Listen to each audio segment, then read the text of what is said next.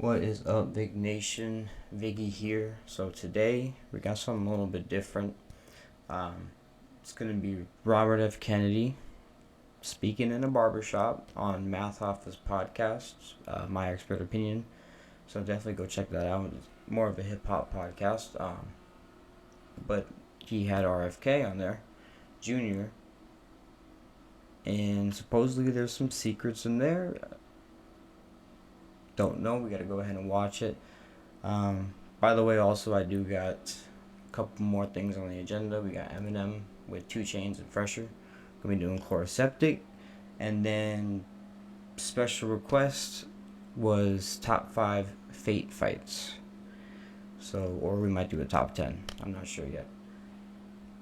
But yeah, it's early morning. Let's go ahead and get into these. I think this is actually pretty interesting. I think it's good to get information, absorb it, take what you want from it, draw your own conclusion. But from what I heard, it's like he's a different Democrat. So, but let's go ahead and just see what he has to say. This is my expert opinion too. So, Math Office, he's a great interviewer. Let's go ahead and get into this.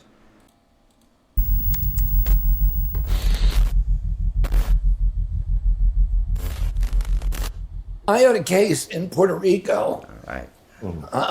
where the Navy was bombing the island of Vieques. And there are people that live there, they're the poorest people in the Caribbean, in Puerto Rico. The highest cancer rate because the detonation of naval ordnance had released all these chemicals like antimony, arsenic, lead, benzene, toluene, xylene, really bad stuff, and they were all poisoned. And they had no economy because they were bombing it all the time. There were much better places for them to do that bombing up on the North Carolina coast. But Puerto Rico doesn't have a congressperson. And they didn't have, and this was the poorest part of Puerto Rico, and so it's the same thing. They ended up putting me in prison down there. They put him in prison?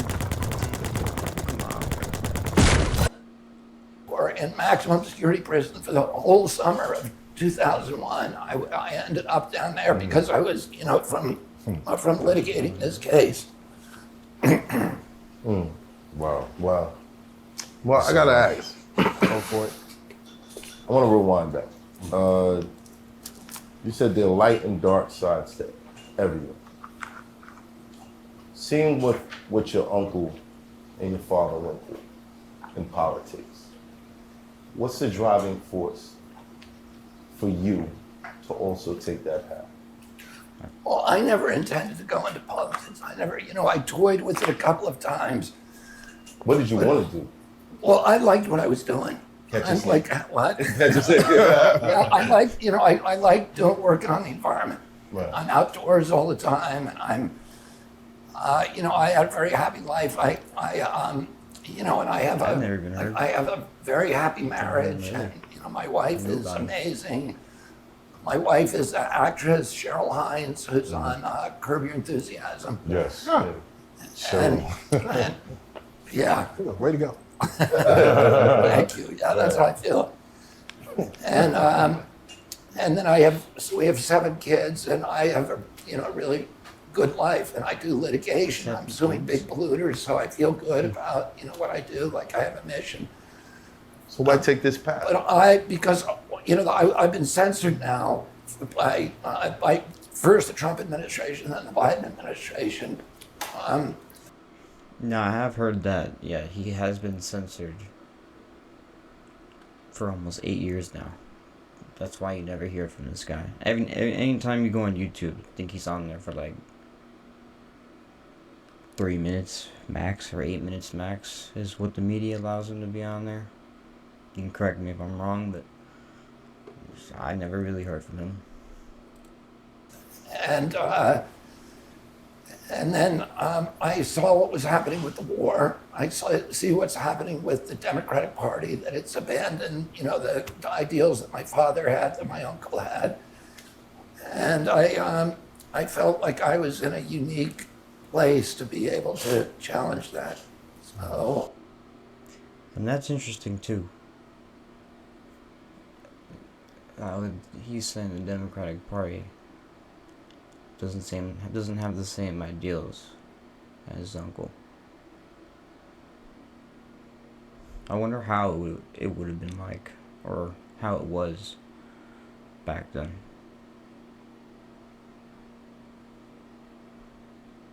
Especially in the 60s, having the two parties. and that whatever happened, I needed to talk about it. I needed to tell people, this is not right, what's happening. Democrats don't censor people. And the Democratic Party is not the party of war. Listen, we give $113 billion to Ukraine. We topped it off in March. Yeah. So that same month in March, I have a buddy who's a commercial fisherman who's worked his whole life as hard as he could. He's got a lot of injuries. And the kind of business that he had, he doesn't have a pension. He had his own business. Oh, he's been on food stamps. He's getting $283 a month from SNAP. Which is And not much. he got a phone call, an automated phone call. And by the way, $283 doesn't go so far, for a month, okay? yeah. It's like $9 a day. Yeah. And the price of food, because paying for all the wars, the price of food, is going up 76% in 2 years. They tell you, the government says the price of food's gone up 20% in 2 years, but for good, decent, basic foods, chicken, dairy, milk, dairy, eggs, 76%. So my friend getting $283 a month and trying to live, he got a phone call, automated phone call the first day of March saying his food stamps have been cut by 90% to $23 a month. 23. 30 million Americans got that call. What? 15 million Americans.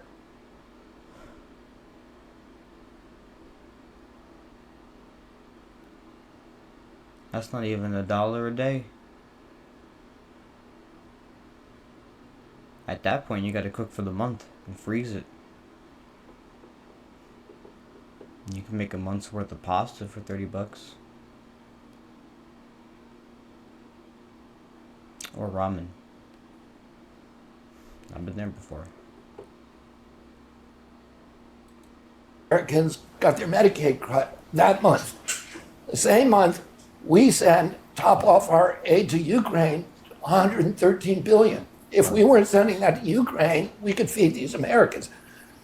And that same month, we print $300 billion to pay off the Silicon Valley Bank because it failed. So we have a lot of money for the people who are rich and for the military-industrial complex. But for, 57% of Americans could not put their hands on $1,000 if they have an emergency. And 25% of Americans are now hungry. We need to get our priorities straight. Right. And we didn't need to have that war. The Ukrainians said, we forced Ukraine into that war. We should have just minded our business. They not only, if we had minded our business, they had already signed a peace treaty. They had a peace treaty called the Minsk Accords that everybody had agreed to. Zelensky got 70% of the votes saying that he was going to sign it. It left all of Ukraine intact. It just protected the ethnic Russians in Donbass. It protected them so they could speak their own language and they wouldn't be killed by the government, which we installed. We paid for that coup in 2014, put our own government in, and they started killing Russians. So they had settled it. And we went in and told him he couldn't settle it. And then in April of 2022, just after the Russians invaded, the Russians wanted to settle it. And they only sent 40,000 troops in. They wanted us to come to the table. Zelensky signs and Putin sign a peace agreement. And Putin starts withdrawing all of his troops. We send Boris Johnson over there, the the former Prime Minister of England, is to kill the agreement and say, we don't want to settle, we want a war with Russia. When Biden was asked, why are we doing this war? He said, regime change in Russia. That's our objective. That's not good for the Ukraine. My son went over there and fought because he's idealistic. He didn't tell me. Regime change in Russia.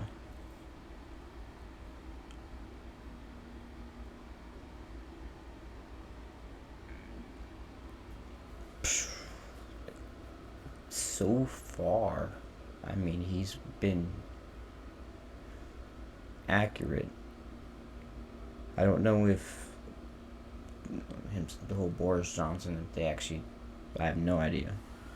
I don't think we'll ever find out about that. But if it's true that we forced the war, it would make sense.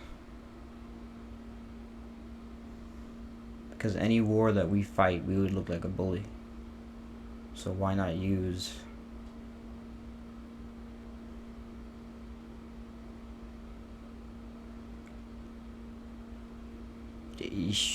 yeah, when you put the dots, when you start connecting the dots, how the goal is almost like to go against communism,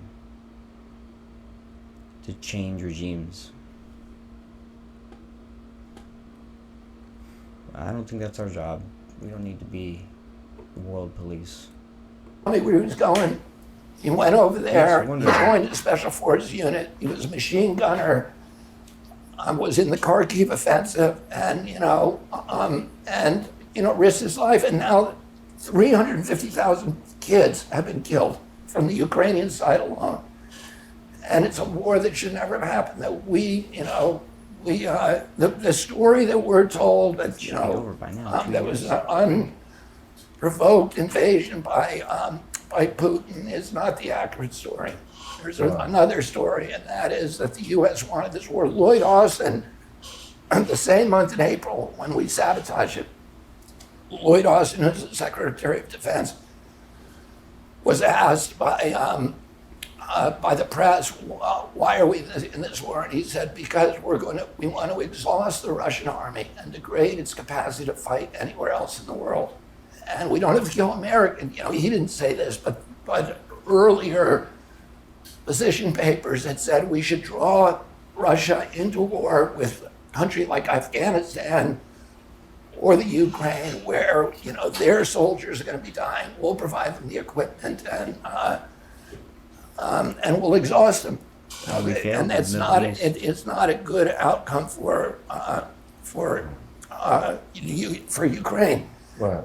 By the way, the same people who are engineering the Ukraine war are the same ones who engineered the Iraq war. The Neocons, Victoria Nuland, the Iraq war. I don't know how old you guys are. You're 47, so you remember the Iraq war. You cannot. Most people have no clue that in 2023, the best way to make money on Amazon is not with physical. You cannot listen to him. You cannot listen to him. He barely remembers his battle raps. Don't listen to him. But we were tricked into the war of Iraq. We were told there were weapons of mass destruction. We were led to believe that Saddam Hussein had something to do with 9/11, which he didn't. That he was harboring terrorists, which he wasn't, that he had weapons of mass destruction, which he didn't. We had to go in there and do a preemptive war, which America's never done before. We go in there and we get rid of Saddam Hussein. It cost us, in the end, that war led us into Syria, Yemen, Libya. The whole thing cost $8 trillion. So what do we get for $8 trillion? And that's bankrupted the middle class in this country. The way they pay for that is through inflation, which is a tax on the middle class and the poor. And what do we get for that war? Well, here's what we got. Iraq is worse off than it was under Saddam. We killed more Iraqis than he ever did. We killed between 600,000 and 1 million. Iraq today is just is an incoherent nation. It's a battle between Shia and Sunni death squads. It's not a safe place to do business or to live. We've pushed Iraq into a proxy posture with Iran. So Iran is now controlling Iraq, which is exactly the outcome we were trying to avoid. Taliban owns. We created ISIS. We drove 2 million refugees to Europe. And, you know, the riots that are happening in France now are those refugees. Yeah. And Brexit, you know, is from that immigration is what drove, you know, the Brexit and broke up Europe. Oh, these are the outcomes. It's the same way with Bin Laden. Exactly. Yeah. These, that's, you know, the outcomes that we got for $8 trillion, and now we don't have a middle class left in America. And that's really our strength comes from. Our strength comes from the middle class. It's hot for trapper turn smack rapper. Only smack rapper that you know is smack rappers. Got bars I can hang with the backpackers. Anyways, yeah, that was pretty interesting there. So, I mean, definitely some things there that I don't know. It makes sense. How do we have... Think about it. We spend the most of our money on the military.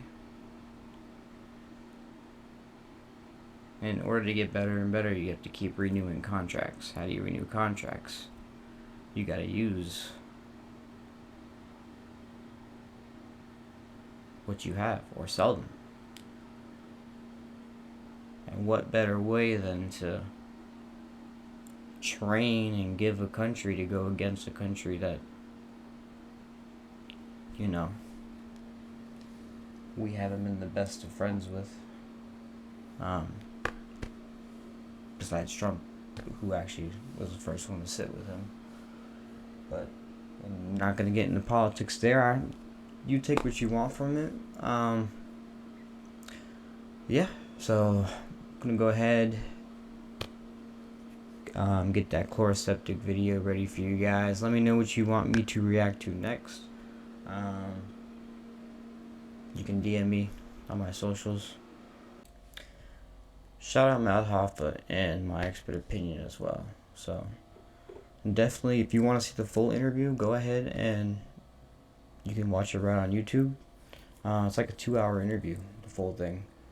But that was one of the main snippets as far as secrets we haven't heard of before. But yeah, go subscribe to Matt Hoffa's channel as well. He's almost at 1 million. So kudos to him. Salute. Anyways, love y'all. Peace. See y'all in the next one.